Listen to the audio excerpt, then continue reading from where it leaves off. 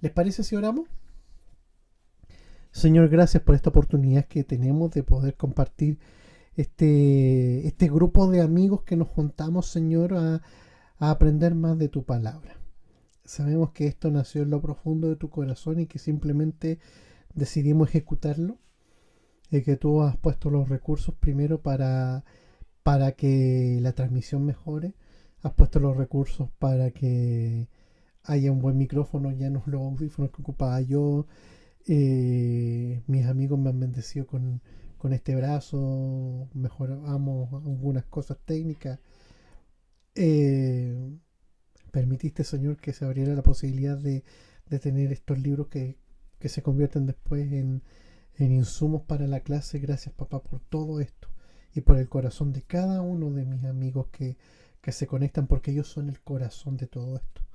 Señor, que lo que podamos estudiar el día de hoy, que es el oficio de Rey de tu Hijo Jesús, nos sirva para entender cómo Él gobierna sobre nuestras vidas y sobre el mundo, de por qué Él gobierna todo lo que existe, y que a su lado vamos a vencer y vamos a estar siempre felices y viviremos eternamente.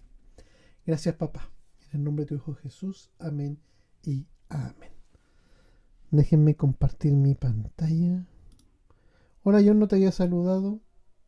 Llegaste recién. Espérenme.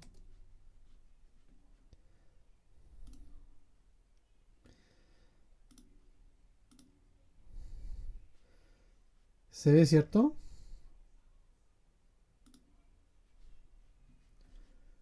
Bien. No es la lección 3, es la 14, pero partí de atrás para adelante.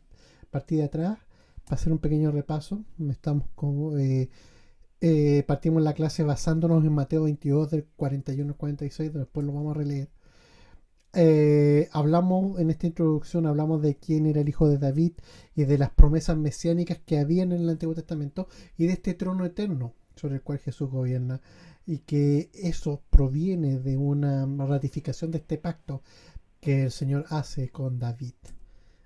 La clase va a estar dividida en cuatro secciones: el rey de David, y vamos a hablar de David propiamente tal; el pacto davídico, el pacto con David, que eso fue lo que vimos en la clase anterior hace 2 semanas; y después, y esta clase íbamos a ver la realeza de Cristo y qué piensan del Cristo.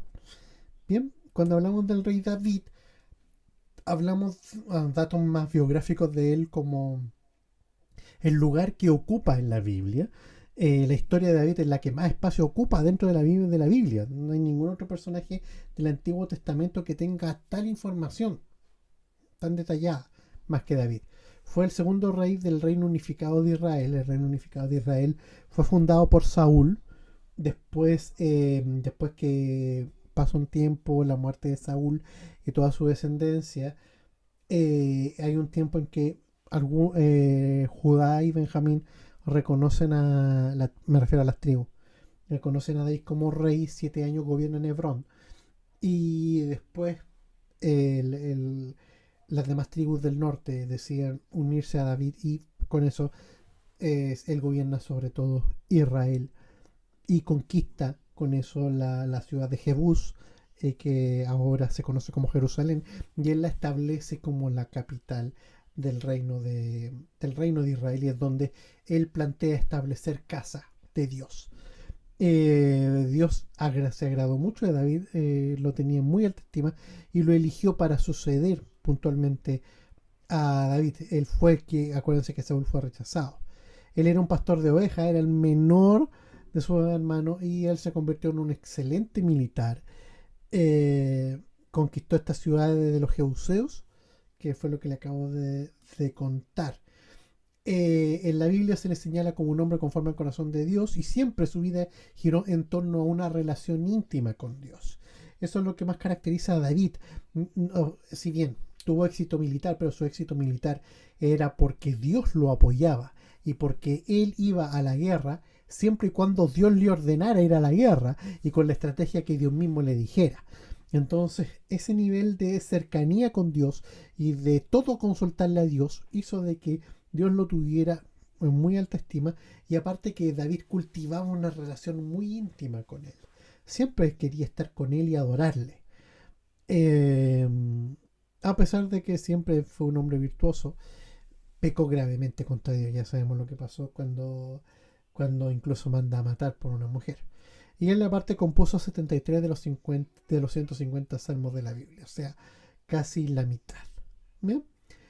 Después hablamos del pacto con David. ¿Qué era este pacto? Y ahí hablamos del pacto que está en 2 Samuel 7, la segunda parte del versículo 11 hasta el 16.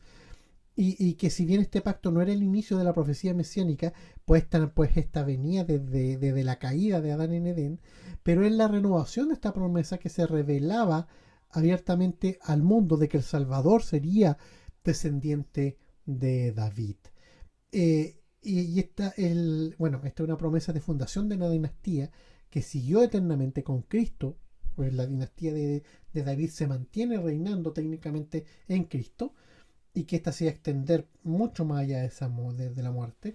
Y esto habla de esta relación padre-hijo que David tenía con Dios. Y también señala de que la continuidad de su reino, de su linaje, jamás sería quebrantada, como fue con Saúl, cosa que también es real. Jesús está vivo, Jesús no ha muerto, Jesús está en el cielo y pronto va a venir. Así que él está vivo, o resucitó. Así que la dinastía de David sigue eternamente perdurando. Eh, bueno, ahí fíjense, el reino del norte tuvo 19 reyes de 9 dinastías distintas. Judá nunca. Judá siempre, cuando se divide el reino con Roboam, ustedes saben que Jeroboam gobierna las 10 tribus del norte y Roboam, hijo de Salomón, gobierna el reino de Judá compuesto de la tribu de Benjamín y la tribu de Judá. Y este reino siempre tuvo la misma dinastía, los descendientes de David. Ellos no. Tuvieron 19 reyes de 9 dinastías distintas. ¿Bien? Y bueno, ahí hay un par de teólogos bien importantes como Kyle y Deislich. Hablan de una posteridad que nace con Salomón y que termina con Jesucristo. Salomón es el primer hijo, es el primer rey nacido de esta promesa, el heredero de David. Y desde ahí hasta ahora han habido una sucesión mesiánica completa. Hablamos del carácter mesiánico de este pacto, que el Espíritu Santo se encargó de revelar que este carácter mesiánico que tenía esto en el Antiguo Testamento, y esto hizo que todas las escrituras judías señalaran que el Mesías iba a ser descendiente de David. Y bueno, ahí está el Salmo 89 del 3 al 4 y 34 al 37, que él, en otras versiones como la Reina Valera dice: yo he jurado como un compacto, mi escogido, y jurado a David mi siervo. Y que el mismo Dios se pone el mismo como garantía de este pacto. Y hablamos de un montón de versículos más que hablan de cómo iba a ser este pacto. El de Isaías 9:7 es muy poderoso. El de Isaías 11:1 y 10. Y también hablamos de Jeremías 26:5 al 6. Bien. Y ahí hablamos también del hijo de David, de este título que ostenta el Mesías, de que, como dice Oseas 3:5, de que esta promesa mesiánica iba a estar súper vinculada con la casa de David, que incluso el nombre David es un título mesiánico. Y esta promesa tuvo unas implicaciones súper profundas en el Nuevo Testamento, como cuando Jesús habló de su misión, cuando Pablo escribe en Romanos 1 de que la venida del Mesías como hombre descendiente de David era el cumplimiento de esta profecía. Acuérdense que el libro de Romanos no está enfocado, como algunos creen, en los gentiles romanos, no, sino que le habla a los judíos de Roma. Y que Jesús fue reconocido como hijo de David, como hijo de David, cuando él entra a Jerusalén en lo que los católicos llaman Domingo de Ramos, en el inicio de la semana de la Pasión, como se escribió en Mateo 21:9. Bien, eso fue la clase anterior. Bien, la lección 14. Llevamos 14 lecciones. Nos faltan 6 más. Así que, no, 5 más. Descontando esta, nos faltan 5 más. Así que vamos a hacer bastantes lecciones. Va a estar bueno esto. Repasemos el versículo de Mateo 22, 41, 46. No voy a leer las 3 versiones porque igual es un versículo largo, pero sí voy a ocupar la Biblia textual, que es la más cercana a lo escritural. Están como en la NBI. Recuérdense que se lo expliqué en un apéndice que hablamos de que la NBI tenía esto más este híbrido entre muy textual y también un poco más de contextual, una crítica contextual. La Nueva Biblia de la América es también crítica textual, pero un lenguaje un poco más es un lenguaje totalmente entendible, y la Biblia textual es un lenguaje académico. Vamos a ocupar la Nueva Biblia de la América mejor por lo mismo, para hacerlo más fácil de entender. Dice: estando reunidos los fariseos, Jesús les hizo una pregunta. ¿Cuál es la opinión de ustedes sobre el Cristo? ¿De quién es hijo? De David, le contestaron ellos. Jesús les dijo: entonces, ¿cómo es que David en el Espíritu lo llama Señor?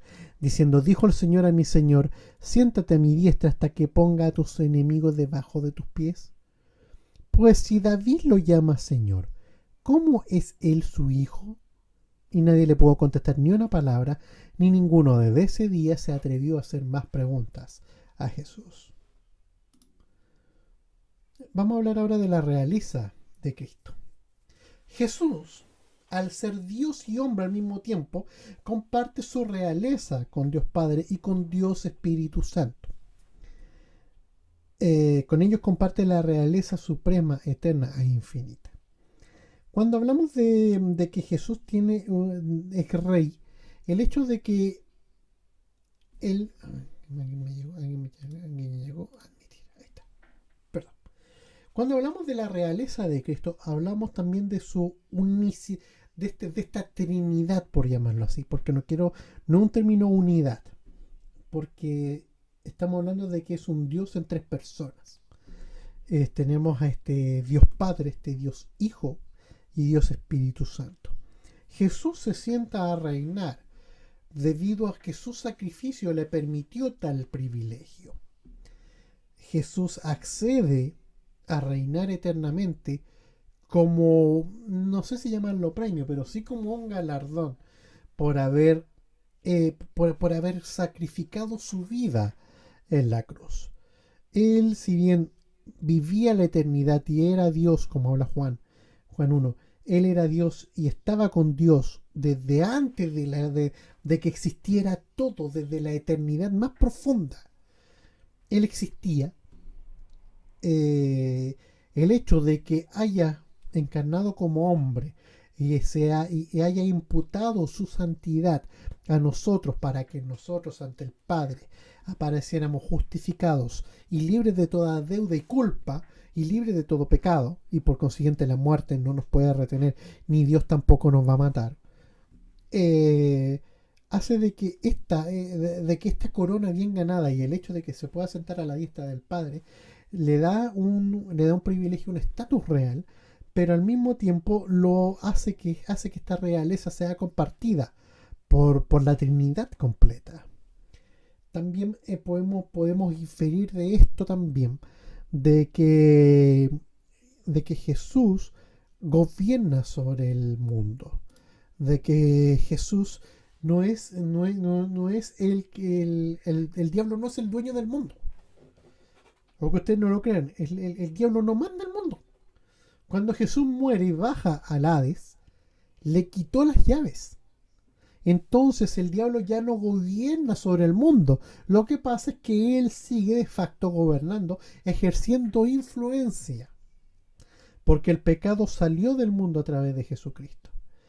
Pero el diablo todavía ejerce su influencia demoníaca sobre los que no han venido a luz como nosotros.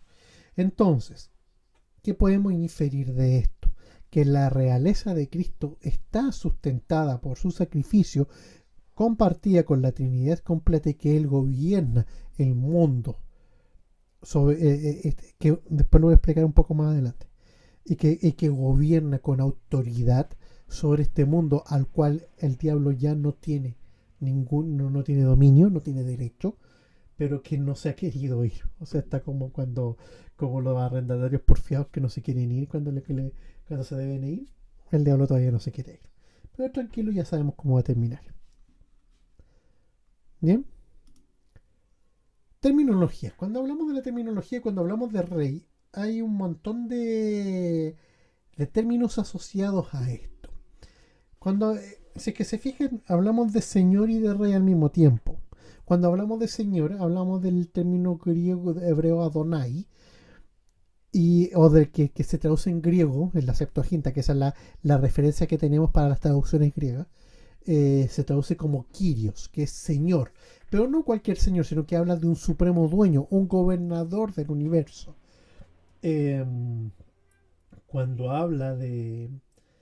Que no confundir con Elohim, porque Elohim es otra acepción también de Señor, pero tiene que ver con señores, tiene que ver con algo un poco más de categoría inferior. Bueno, ese otro tema es para largo, porque ahí están los Elohim que hablan cuando se crea el hombre, y también los Elohim que hablan cuando bajan al cielo los hijos de Dios y se meten con las mujeres y ellas tienen gigantes por hijos de que fueron condenados. Ahí está el primer corte de Génesis, que es un misterio misterioso que algún día le vamos a preguntar al Señor qué pasó.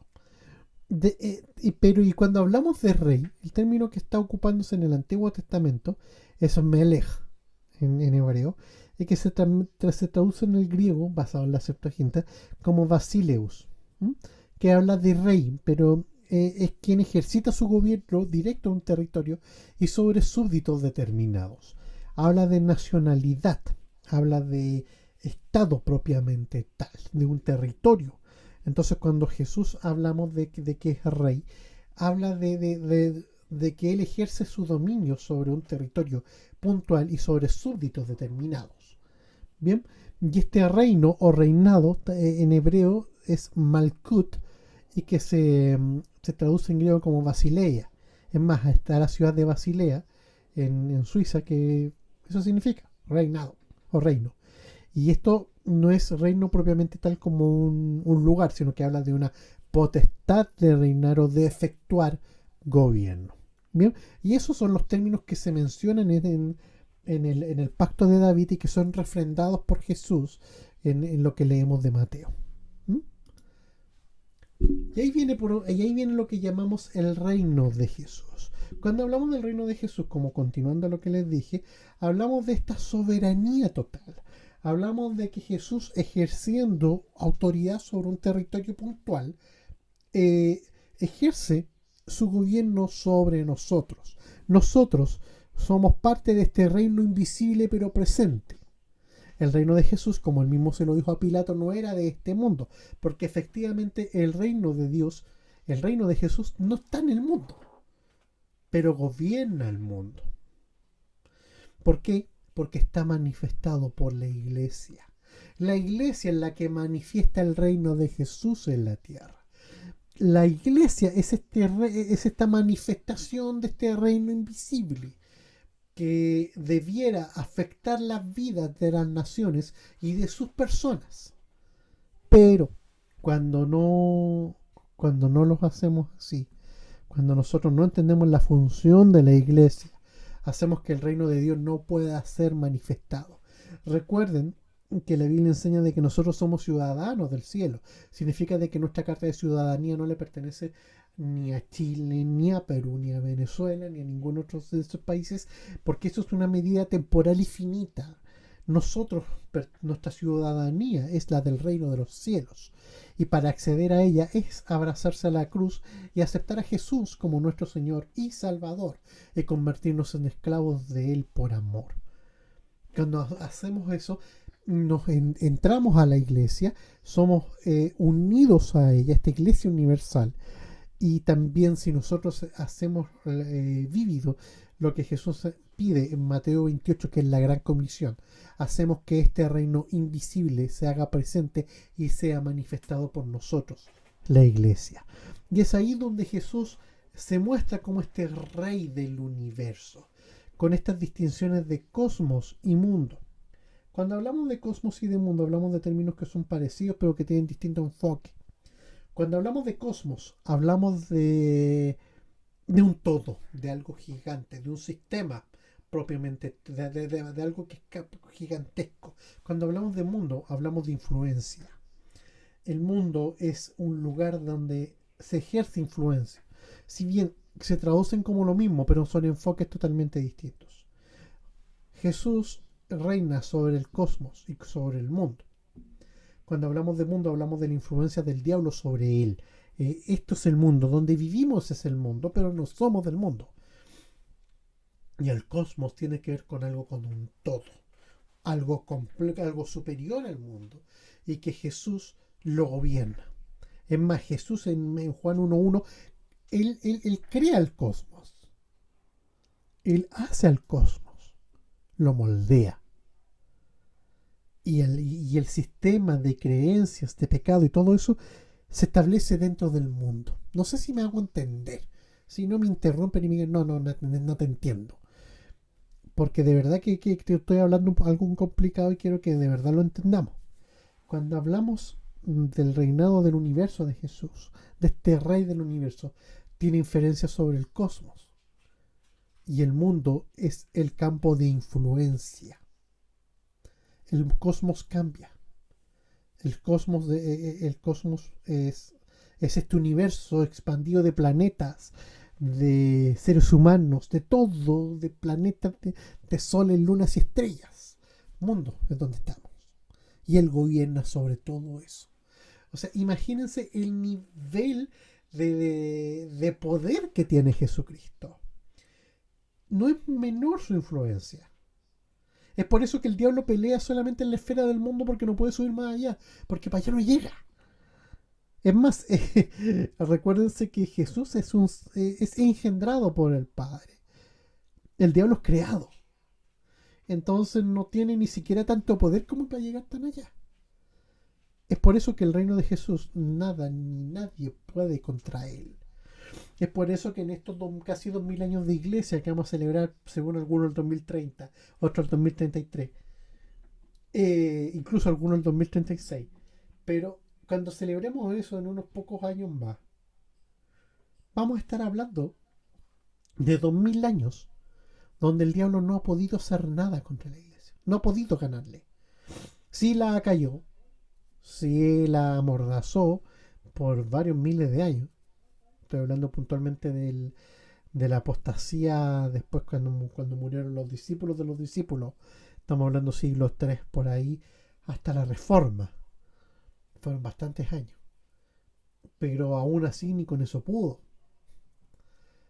Entonces el reino de Jesús tiene una soberanía tal y es tan poderosa su influencia que a pesar de que el diablo gobierne este mundo, no puede pasar para allá, para otro lado, a la influencia directamente de Jesús, que es donde nosotros, como miembros de la iglesia, habitamos.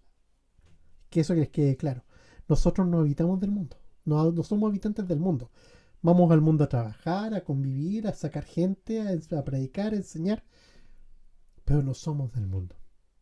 Nosotros estamos en otro nivel superior. Como dice Pablo, estamos en lugares celestiales. Estamos en otro lugar. No sé si me entienden. Fíjense, el reino de Jesús viene en el lugar donde nosotros ahora estamos viviendo. ¿Bien? Y ahí entra esta figura de Mesías Rey. Jesús como hombre es el Mesías Rey. Y este es el pensamiento que estaba implícito en el Salmo 110. Aquí domina también el concepto de sacerdote y rey. Ya hablamos en clases anteriores de lo que era Jesús como sacerdote, ahora estamos hablando como rey. Y esto también es totalmente explicitado en el Salmo 2, donde el reinado y la entronización de Cristo aparece profetizada en dos tiempos. Fíjense la profundidad de este salmo. De verdad que por un asunto de tiempo no lo vamos a leer ni lo vamos a desglosar. Creo que debimos haberlo hecho. A ver, aguantemos un poco.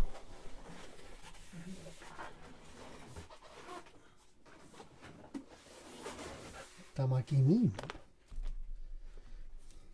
Para que comprendamos mejor. Si esto es con fines netamente de aprendizaje. A ver. Son 12 versículos. Se los voy a leer completo. ¿Por qué se subleva? Estoy leyendo el Salmo 2. ¿Por qué de la Nueva Biblia de la América? Por asunto de copyright. Que a todos estos paréntesis, ¿saben por qué yo digo a cada rato NBI, NBLA y pongo los textos? Porque, excepto la Reina Valera 1960 y las anteriores, y como ahora existen leyes de copyright en las redes sociales, hay que nombrar las versiones de la Biblia, porque cada versión de la Biblia está registrada por 50 años en una determinada editorial. Entonces, desde el 2010 se liberó la Reina Valera 60, pero todas las demás no se liberan de derechos. Entonces, tenemos que poner esto, y como esto va para YouTube, para no tener problemas de copyright. Por eso, dice: ¿por qué se sublevan las naciones y los pueblos traman cosas vanas? Se levantan los reyes de la tierra y los gobernantes traman unidos contra el Señor y contra su ungido, diciendo: rompamos sus cadenas y echemos de nosotros sus cuerdas. El que se sienta como rey en los cielos se ríe, el Señor se burla de ellos. Luego les hablará en su ira, y en su furor los aterrará, diciendo: pero yo mismo he consagrado a mi rey sobre Sión mi santo nombre. Ciertamente anunciaré el decreto del Señor que me dijo: mi hijo eres tú, yo te he engendrado hoy, pídeme y te daré las naciones como herencia tuya, y como posesión tuya los confines de la tierra. Tú los quebrantarás con vara de hierro, los desmenuzarás como vaso de alfarero. Oh, ahora pues, oh reyes, muestren discernimiento, reciban amonestación, oh jueces de la tierra. Adoren al Señor con reverencia y alégrense con temblor. Honren al Hijo para que no se enoje y perezcan en el camino, pues puede inflamarse de repente su ira. Cuán bienaventurados son todos los que en Él se refugian. Perdón, la energía me está matando, eso se reventana. Si es que se fijan, este salmo que habla de la entronización del reino del ungido del Señor, habla de dos instancias. Habla de una primera venida, que fue cuando vino y cuando efectivamente rompieron sus cadenas, lo trataron mal y todo ese cuento. Y eso que fue la primera venida. Y que, como lo leemos en Hechos 2.36 o 4.25 al 26, o Zacarías 9.9 o Mateo 21.5. O cuando hablamos también de la segunda venida, que ahí es donde más profundo habla, en que dice: ciertamente me dijo, yo te he engendrado hoy, pídeme y te daré las naciones como herencia tuya y como posesión tuya, y tú los quebrantarás con vara de hierro, los desmenuzarás como vaso de alfarero, cosa que está profetizado que Apocalipsis lo va a hacer. Apocalipsis 11.15, 12.10, 19.15, 20, del 5 al 6 habla de eso. O sea, este Mesías bien es... A ver, ahí sí. Este Mesías, rey, al Jesús hacerse hombre, accede a convertirse en este ungido de Dios, pero al mismo tiempo también asume el reino de Dios. Y esto es lo que se habla mucho en el Salmo 110, que se los dejo para que lo profundicen un poco más, porque de verdad que es denso. Pero en el Salmo 2 está el reinado y la entronización del Cristo. Y ahí hablamos de cómo se muestran dos tiempos. Primero, con su primera venida. Recuerden que vino como siervo a que rompieran todo sobre él, sus cadenas, todo. Y después va a venir con vara a juzgar, con espada. Va a venir con espada a destruir y a pisar el vino, el lagar del vino de la ira de Dios. O sea, cuando Él vuelva, toda la ira de Dios sobre los malos de la tierra se va a desatar. Así que, pero bueno, a nosotros no nos toca. Así que tengan esperanza. Se lee feo, pero no nos toca. Así que, fíjense en esto. Y miren, Jesús es el que en nombre de Dios ejerce los poderes reales. Fíjense. Jesús, sí, y aquí lo entroncamos con lo que les dije al principio. Jesús no gobierna porque hacía su antojo y como le da la gana. Él se somete a una voluntad, a lo que el Padre le mandó a hacer. Y es en eso que Él ejerce su autoridad. Jesús, si bien gobierna sobre todo, pero es una autoridad dada. Y Él ejerce esta autoridad en nombre de Dios. Mateo 28 del 18 lo dice, Juan 5, 27, Apocalipsis 5 del 2 al 13, del 11 al 15 al 18, del 17 al 14, 19, 17, 20, 24 y 22, 1 y 3. Fíjense. A pesar, imagínense, aún así teniendo todo este poder es un poder dado que Él ejerce. No sé si llamarlo como un poder delegado, creo que el término delegado, si bien hace más fácil el aprendizaje, pero no creo que sea el término correcto. Pero es una autoridad dada por Dios para que Él la ejerza en su nombre. Dejémoslo así. ¿Dudas hasta ahí? ¿Dudas? Perdón, hice chocar la botella con la mesa.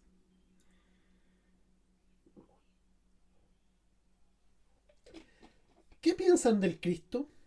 Esta frase que Jesús dice en lo que leímos de Mateo nos da a entender un montón de cosas que quiero que aquí podamos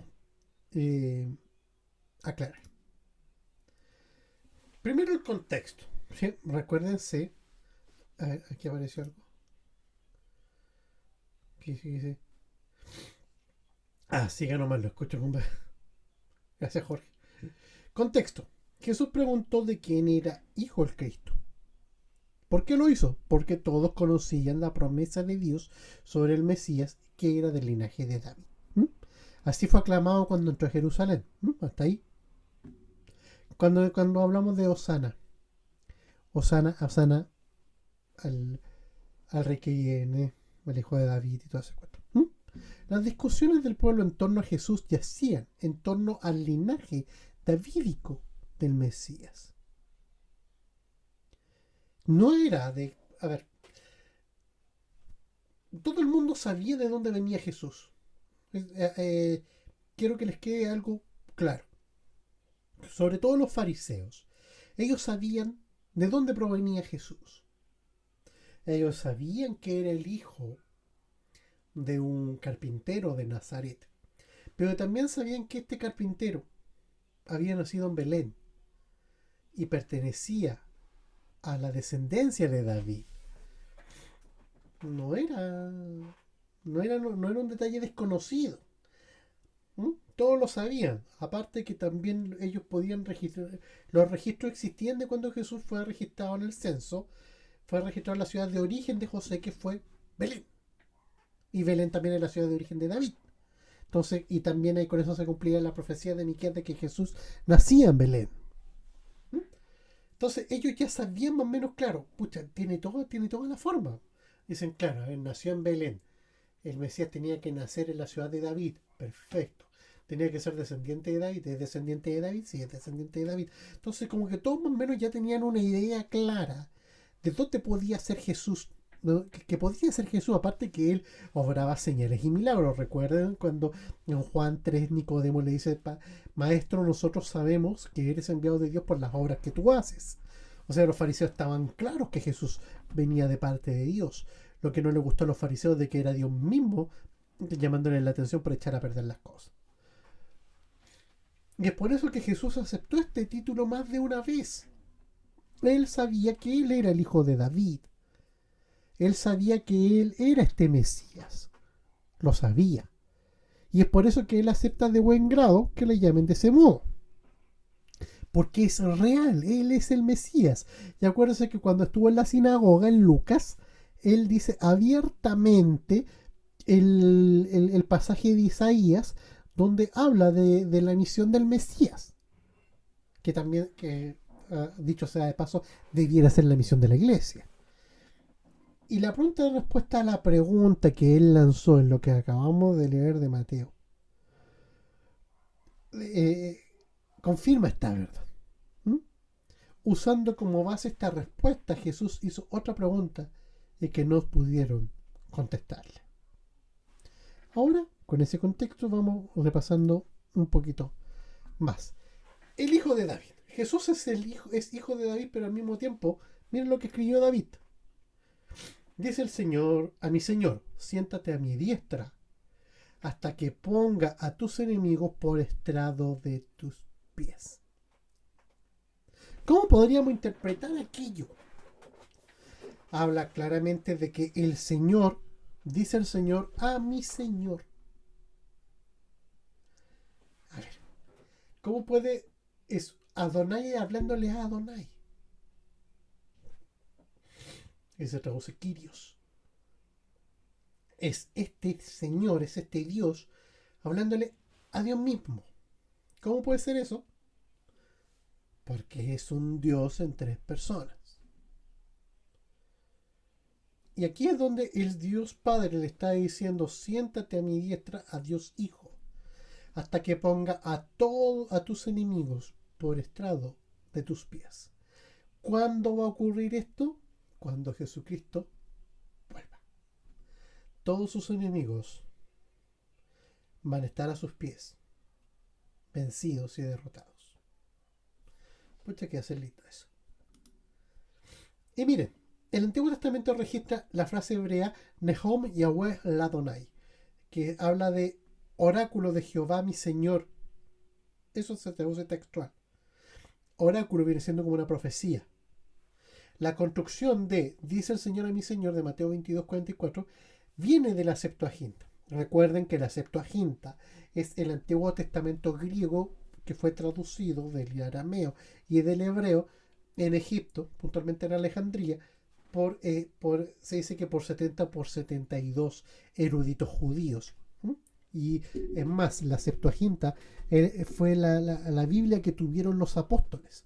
Así que por eso es súper importante que entendamos que desde ahí provienen mucha terminología que después Jerónimo traspasó a la Vulgata y que llegaron hasta nuestros días, hasta que aparecieron las versiones más modernas de alta crítica textual y que se apoyaron en manuscritos mucho más antiguos. Pero la Septuaginta era lo que tenían los apóstoles en su contexto. Ellos hablaban lo que tenían de la Septuaginta. Es como que nosotros tuviéramos solamente Reina Valera y habláramos los términos de la Reina Valera. Me quiero mismo. Y es ahí que está esta frase que dice Nehum Yahweh Ladonai, que habla de este oráculo de Jehová mi Señor.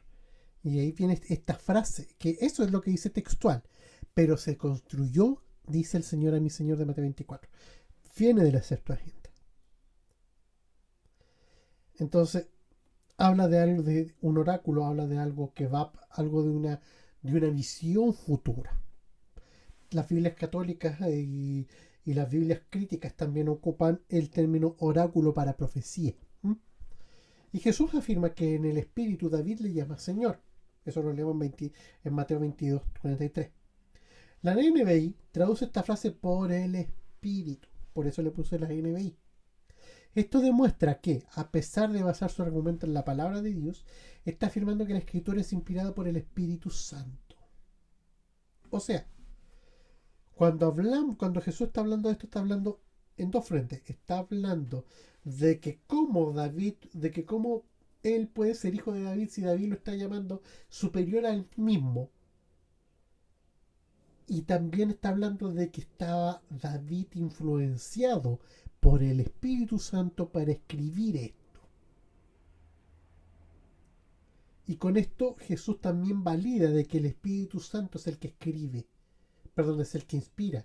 Y son los humanos los que escriben. Pero Él es el que inspira y el que manda escribir. Por consiguiente, Jesús en este pasaje está hablando de un pacto que hace Dios a su Hijo y que el Espíritu le dice a David que lo hable. Por consiguiente, de nuevo mostramos la Trinidad completa desplegada en el Nuevo Testamento. Y es eso lo que cuando hablamos del Hijo de David, habla de esto. Habla de que el Hijo de David es superior al mismo David. Porque si bien viene su linaje para hacerse hombre, pero David vio que su Señor le dijo a su Señor.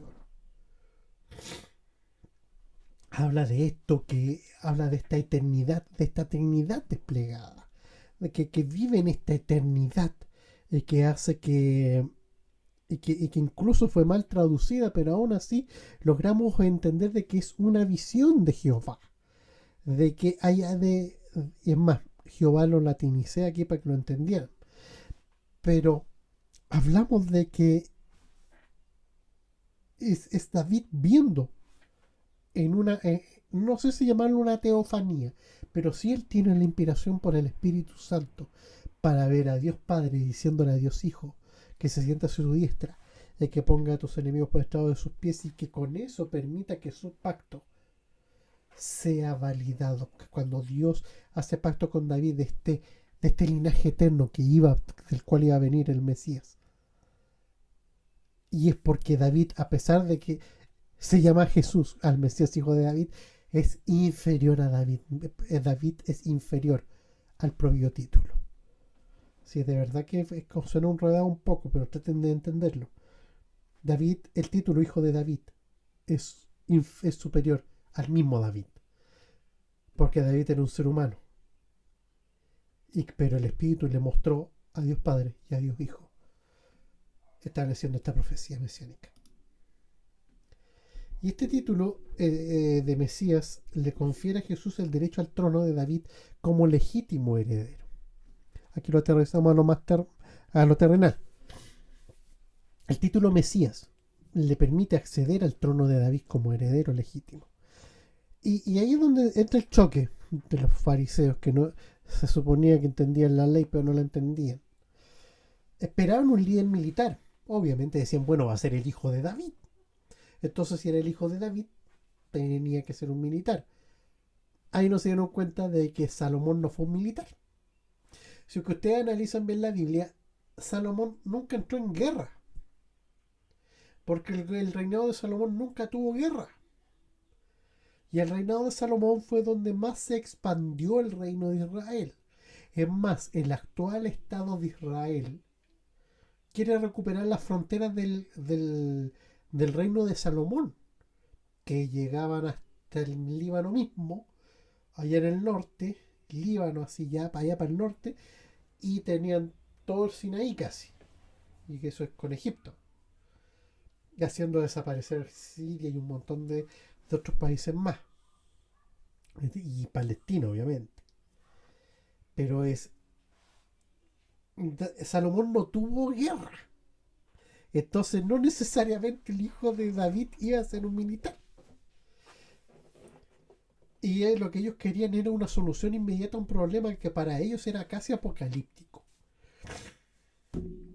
Existen libros que pseudoepigráficos y algunos que no están entre los libros canónicos de la Biblia, pero que son los libros que cuentan, que son los Talmudes, que hablan de la creencia de cómo iba a ser el Mesías.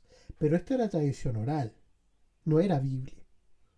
Si nos atenemos a la Biblia en ningún momento habla de un Mesías como un libertador, sino que un Mesías que viene como cordero a sacrificarse para sacar el pecado del mundo. Pero ellos no lo entendían, ellos querían algo que para ellos era apocalíptico. Los fariseos estaban viendo que su mundo se estaba cayendo a pedazos. Al igual como pasó en el tiempo de los macabeos, ellos tenían que jugar las reglas de los romanos y de nuevo estaban conquistados. Que Herodes los vendió. Herodes el Grande era un títere de Roma. Títere. Y Roma lo dejó de hacer a su antojo, pero tenía que rendirle cuentas a él. Y Herodes fue muy, muy malo. Malo. Y se dio la maña de creerse casi Salomón y establece un nuevo templo, que el templo de Herodes. Pero, y los fariseos lo que querían era eso, de que Jesús les sacara el yugo.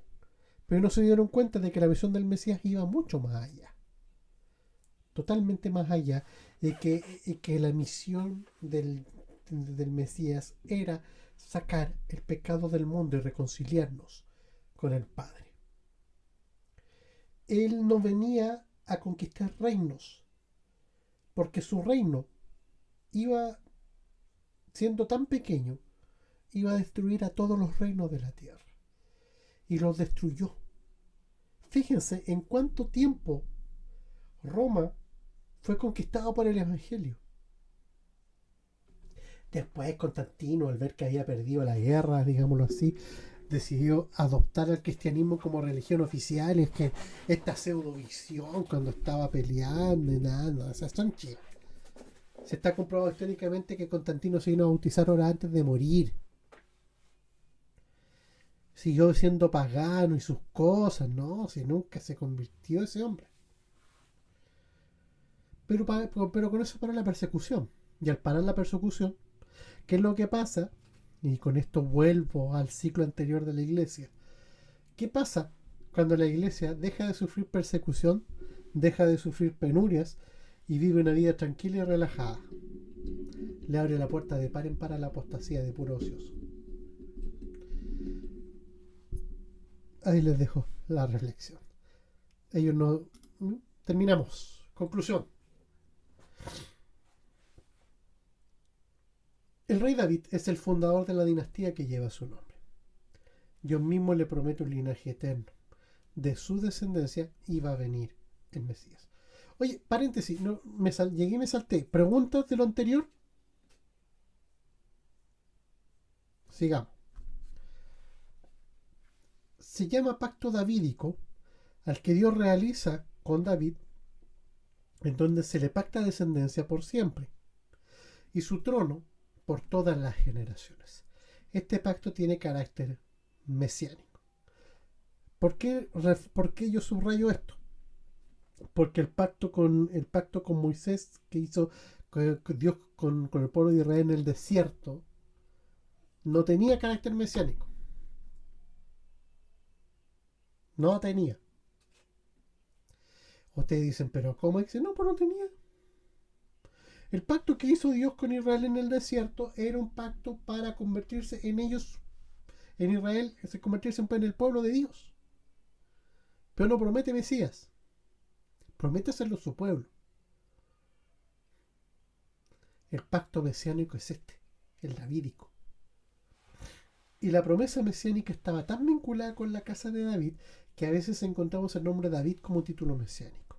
Esta promesa tuvo implicaciones teológicas profundas durante el Nuevo Testamento, en el periodo de los apóstoles. Jesús, al ser Dios y hombre al mismo tiempo, comparte esta realeza con Dios Padre y con Dios Espíritu Santo. Y el reino de Cristo se caracteriza por tener una soberanía total, siendo un reino invisible que es manifestado por la Iglesia y ejerciendo así Jesús como Rey del universo. Bien.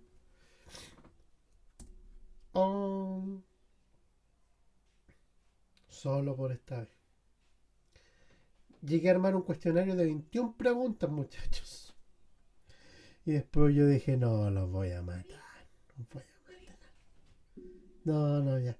Las tareas las vamos a retomar en las próximas lecciones que son menos cabezonas que estas 6, que fueron muy densas. Bueno, todas las han sido igual un poco densas, pero puntualmente estas, la clase de Jesús verdadero hombre y verdadero Dios y estas de los oficios han sido particularmente densas. Así que eso, eso. ¿Dudas hasta ahí? ¿No?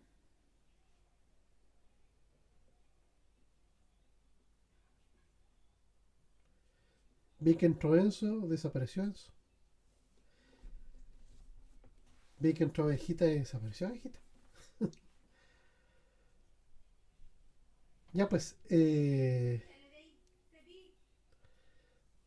oremos para despedirnos, ¿les parece? Como, como diría alguien por ahí, estamos en un buen tiempo. Terminamos 4 minutos antes, y eso que partimos tarde. Oremos para despedirnos, ¿les parece? Por nota J. ¿Cómo se nota J, Connie? Es profunda. Amén. Señor, gracias por lo que podemos aprender. Gracias por esta unidad que hablamos de los oficios de Jesucristo y su profundidad e implicancia en nuestra vida diaria y en la vida de la iglesia.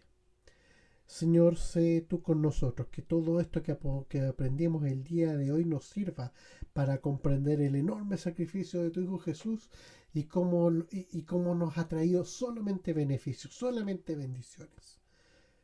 Que podamos enseñarlo a otros, que podamos decirle al mundo entero que Cristo es el Rey y que va a volver pronto y nos va a llevar a vivir eternamente con Él. Gracias por cada uno de mis hermanos que se conectó. Gracias por su corazón, por su cariño a tu palabra. Porque le tienen cariño a tu palabra, no a mí. Yo simplemente soy el ejecutor de lo que tú quieres enseñar. Gracias, papito, por su corazón. Porque ellos se latir esto. Y por bendecir cada día esta locura. Bendícelos, cuídalos, protégelos, manténlos sanos, manténlos cuidados y bendecidos. Gracias, papá. En el nombre de tu Hijo Jesús. Amén y amén.